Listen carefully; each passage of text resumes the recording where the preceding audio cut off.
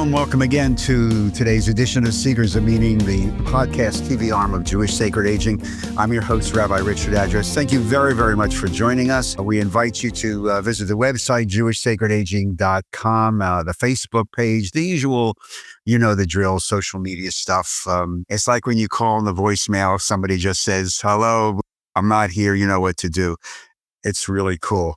Anyway, speaking of being very, very cool, we're going to welcome back Rabbi Phil Cohen, one of the cool former guests that we have are all cool. But Phil is a raconteur, Renaissance man, Renaissance rabbi, currently coming to us from the beautiful state of Florida, author of the Nick Bones books. And he was here a little while ago talking about that book. Phil is an author, blogger, I think still writes for the Times of Israel. But we want to talk today about his series of podcasts, also produced by Lubeck Media. We might as well give a shout out to our producer, that talk with rabbis in the state of Israel. So Phil, welcome. It's nice to see you again. How you doing? I'm doing okay. I'm doing fine. And thank you for this opportunity. I really appreciate it. So the Rabbis Podcast, up on all the usual social media outlets, I would assume available, Apple, Spotify, and on YouTube too. It's called the Rabbi Podcast. So the Rabbi Podcast, where did you get this idea from?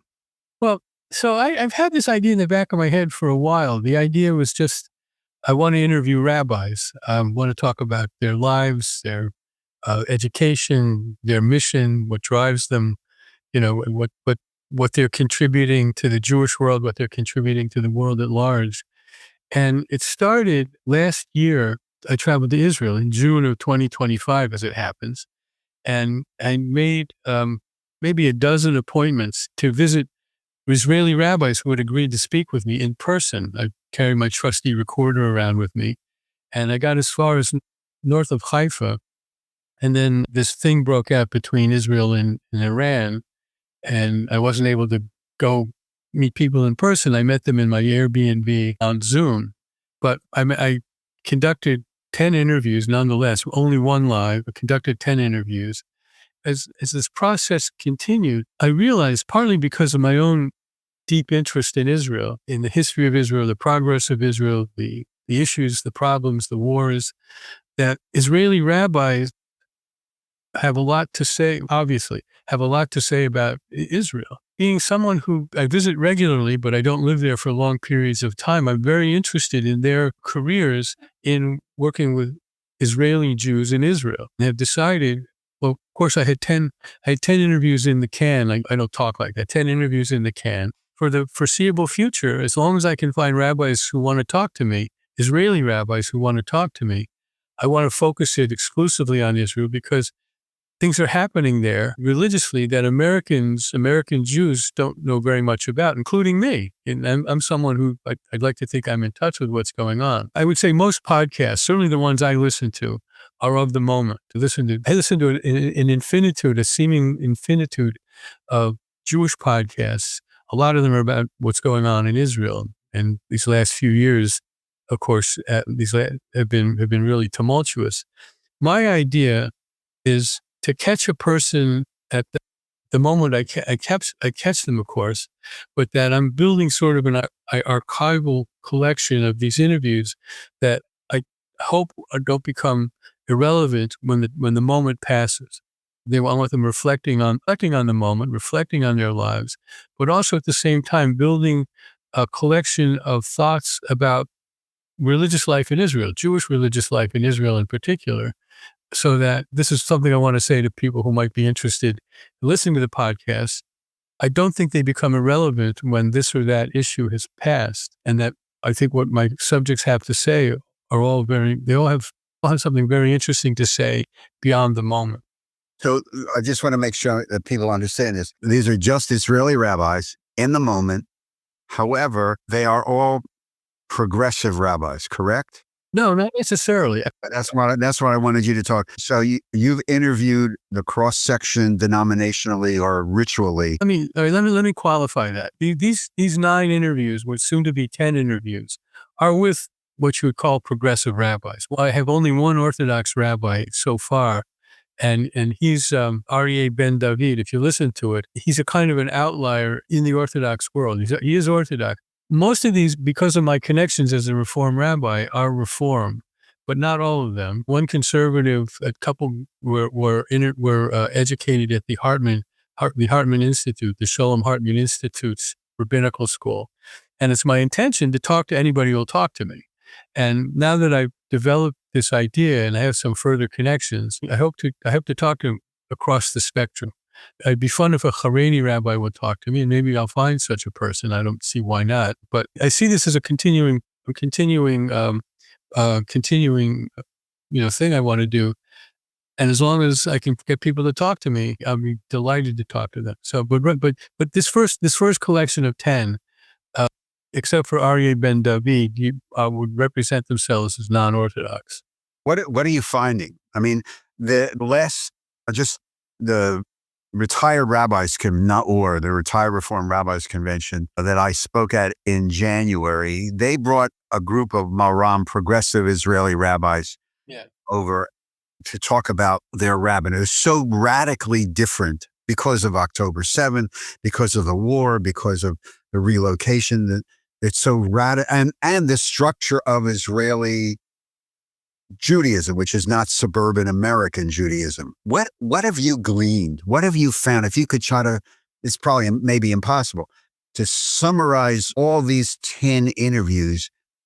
What are the top 2 or 3 things that you're walking away from? Yeah, so let me start with my last, the one that just got posted, because she's a younger rabbi and is doing something really interesting. Leora Ezrahi Vered. Is that Nama Kelman's daughter? Nama Kelman's daughter. She may have some claim to fame because of that. No, a lot of, and because when I listened to it, I mean, it was quite obvious that because she grew up in Kol HaNeshama, where many of our trips and colleagues have davened at the Kol HaNeshama in Jerusalem. So she was educated in Jerusalem, Hebrew College in Jerusalem. Moved to the north, was the rabbi of a small congregation of, I'm afraid I don't remember the name of it, for a number of years. And then for the last couple of years, she's been co-directing an interfaith organization called Ruach Galilit, the Spirit of the Galilee. What I found from her was, she kind of encapsulated sort of modern liberal Israeli Judaism, a form of reform that I think we in the States would recognize, but it's at the same time a little different because she's dealing with. But here there is a real parallel with her congregation, and then with the organization that she's directing. She found her congregants to be much like American Reform, American Jews, not totally committed to some firm tradition. They've got a variety of ideas, a variety of ways of looking at the world, thinking about Judaism, thinking about God. And it sounded to me like her work with them was a good match because she was able to, and I'm afraid I can't be terribly specific off the top of my head, accommodate a variety of ideas, and she's quite willing to work with them.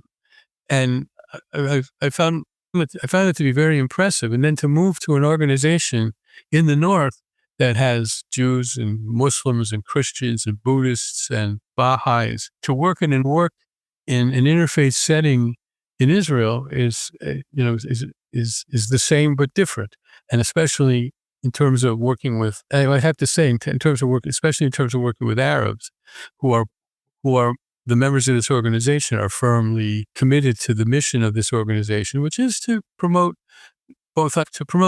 kind of cooperation, but at the same time understanding and mutual learning from each other. And I found that work to be really quite interesting. Now, I also give you another example. My good friend Ron Kronish was one of my first interviews. It might have been the very first.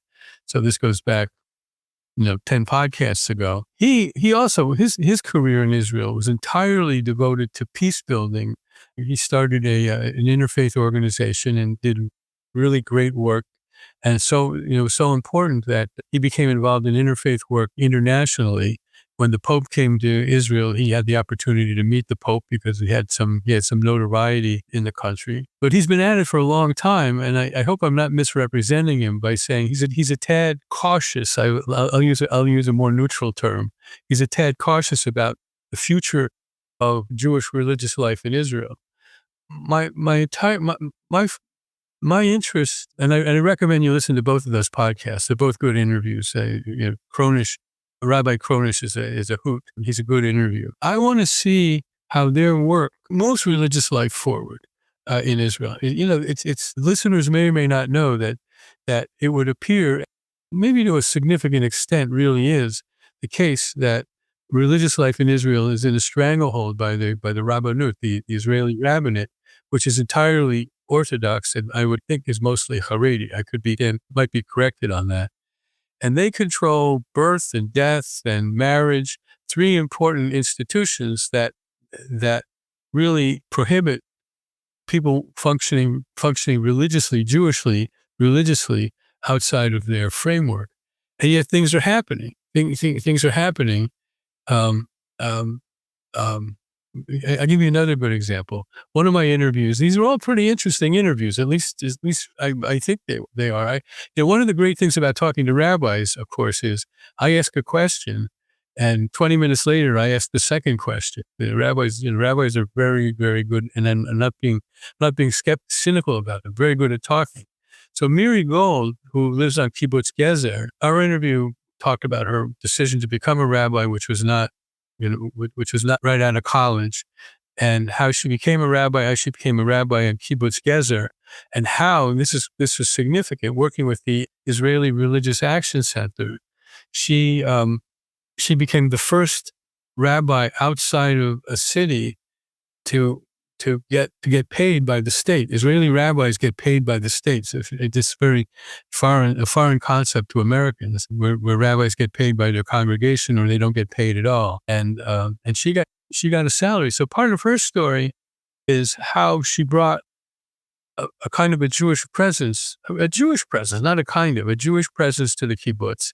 How she fought the rabbinate with the help of the Israeli Religious Action Center, which is associated with the Reform movement in Israel, to become salaried, and in that way I would suggest cross two barriers. One, just a non-Orthodox rabbi getting salaried, and a non-Orthodox rabbi happens to be a woman getting a salary. So and I guess four of my subjects, at least four, I'd have to look at the list to ascertain the exact number. At least four of my subjects were women, and talked to the woman of the rabbi who's the rabbi of Har El, the oldest Reform congregation in Israel, and Naama Kelman, as you said, and a couple of others. So in a sense, I'm also inadvertently pursuing not only what it's like to form practice in the state of Israel, but also in that capacity as a woman. So all of those things are to me are really interesting, and I hope I can continue to draw some listeners who might agree with that. But in any event, it's an educational process, I hope, for the listener, and certainly for me.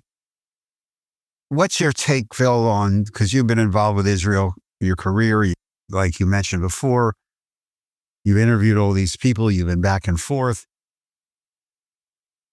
What's your take on the future of progressive Judaism in Israel? I mean, you're correct. I mean, the reality is Israel, one might describe it contemporarily as a theocracy because of the stranglehold of the Orthodox community on politics and procedures. Are you hopeful? I mean, they're ordaining, there are growth, the numbers of congregations seem to be growing. But the reality is, as you've alluded to, the traditional hold on the society. Are you hopeful for progressive Judaism? I think I can talk about this in a couple of different ways. First, both Masorti, conservative congregations, are growing. Reform congregations, I think, are growing at a much faster pace. There are three places that I'm aware of where one can be ordained as a rabbi in Israel. One is Hebrew Union College. The other is the Solomon Schechter Institute, I think it's called. Solomon Schechter something. And then And then for some time, the Shalom Hartman Institute has also been ordaining rabbis in a pluralist, through a pluralist, not necessarily denominationally. People who graduate are not necessarily associated with a denomination. So that's not nothing.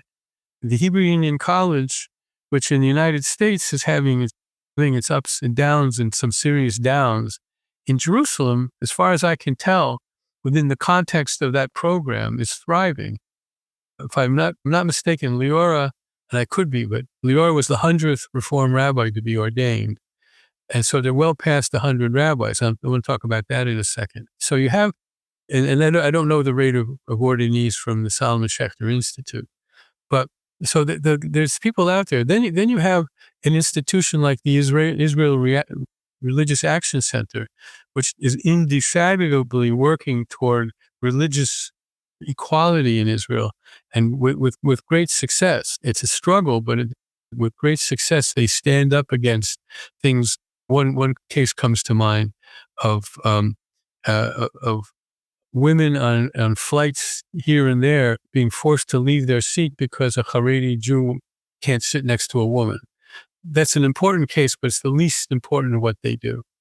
Now you have this Reform religious organization you mentioned, Maram. So you have an organization, and their job is to take care of themselves and take care of the Jewish, take care of constituents as well. Now, over and against that, you have the fact that just before the Pesach break, I believe it was, the Knesset passed a bill, passed an addendum, or passed a budget that included a significant amount of money. The amount of money is eludes me. I think it's $300 million, 900 and some million shekel, to support the Haredi community, on top of previous grants of huge amounts of money.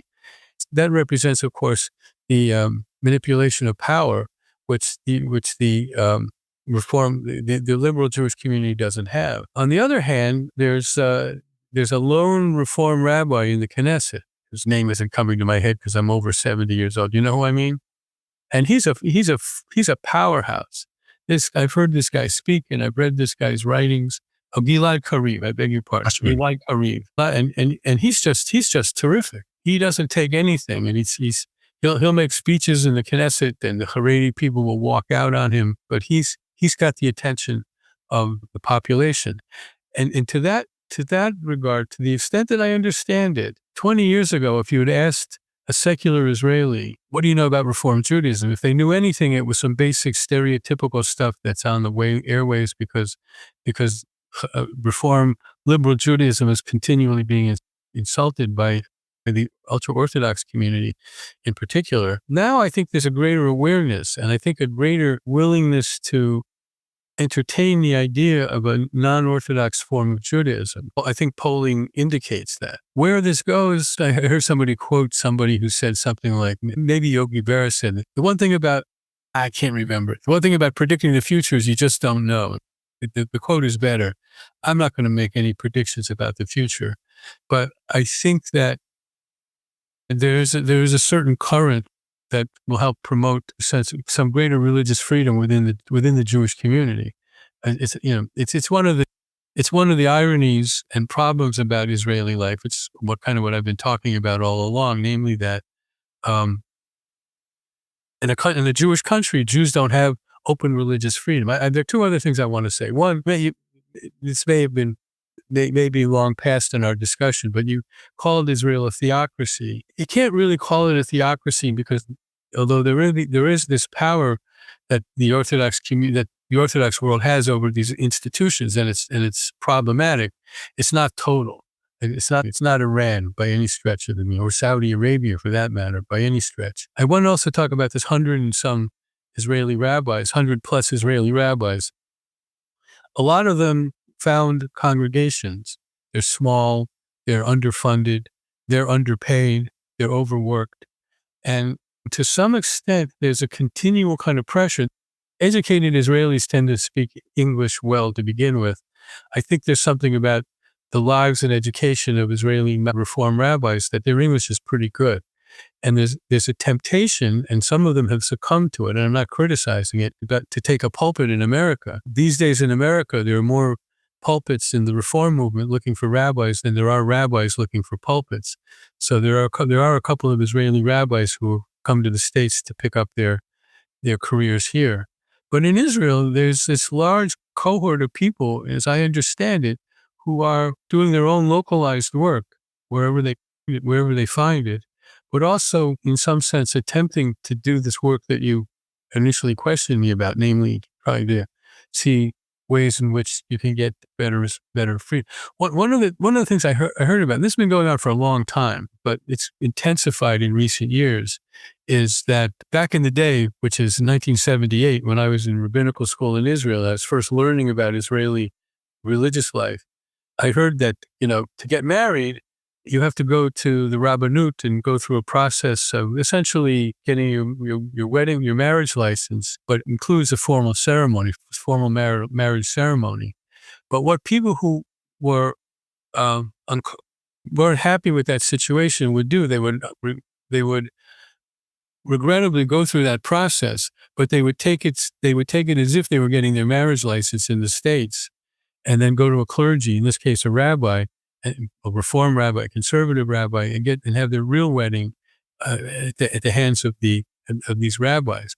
Now in Israel, there's an organization, name eludes me, Baruch Hashem, I could remember Gilad Kariv.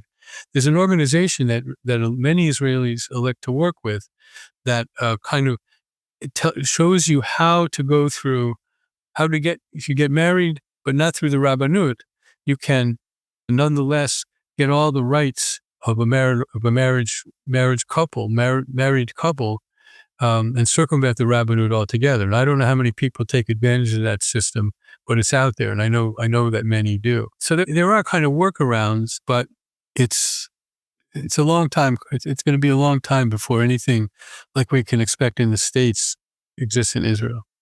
So before we run out of time, I got to ask you this final question. You've done all these interviews, you've done all these podcasts in recent times.